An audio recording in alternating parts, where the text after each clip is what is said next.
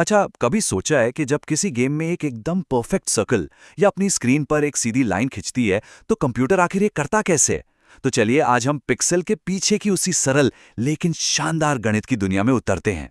देखिए, हम शुरुआत करेंगे एक बहुत ही बुनियादी चुनौती से कि एक खुरदुरे ग्रिड पर चिकनी आकृतियां कैसे बनाएं। और फिर हम ये देखेंगे कि कैसे एक बहुत ही सरल से विचार ने सब कुछ बदल कर रख दिया और वो तेज, एकदम स्मूथ ग्राफिक्स मुमकिन हो पाया जिसका हम आज मजा लेते हैं।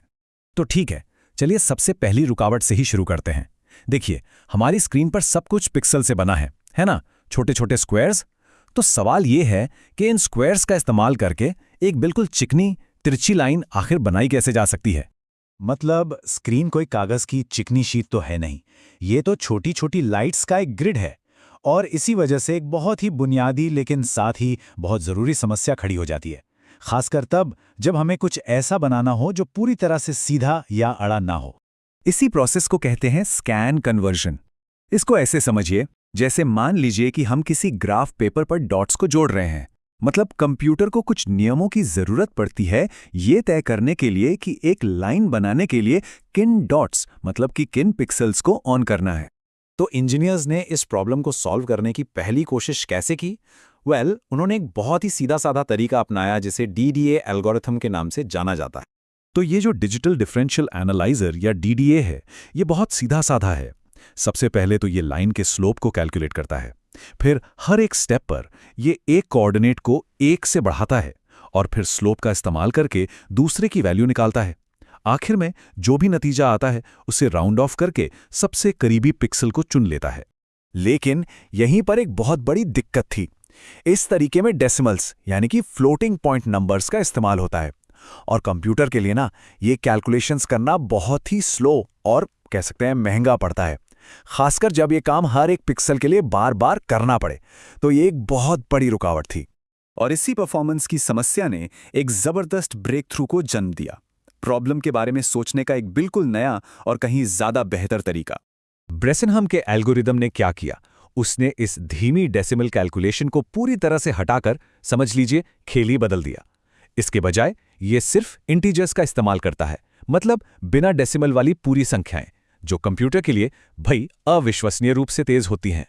ये एग्जैक्ट पोजीशन कैलकुलेट करने के बजाय हर स्टेप पर एक बहुत ही सिंपल सा सवाल पूछता है कि अगला पिक्सल सीधा आगे होना चाहिए या एक स्टेप ऊपर। और ये जो फैसला है ना, ये सिर्फ इंटीजर्स के इस्तेमाल करके लिया जाता है, जिससे ये पूरा प्रोसेस बिजली की रफ्तार से होता है।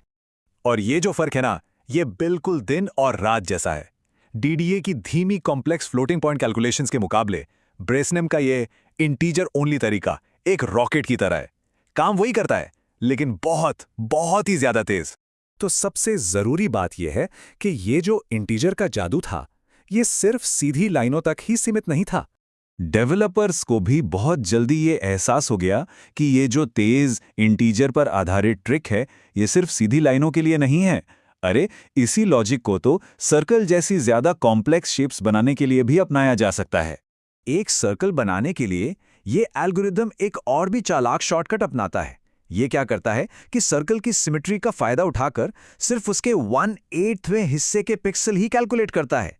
सोचिए, और फिर उन पॉइंट्स को बाकी का सर्कल बनाने के लिए बस कॉपी और मिरर कर देता है। और ये सब कुछ उसी तेज इंटीजर मैथ का इस्तेमाल करके होता है।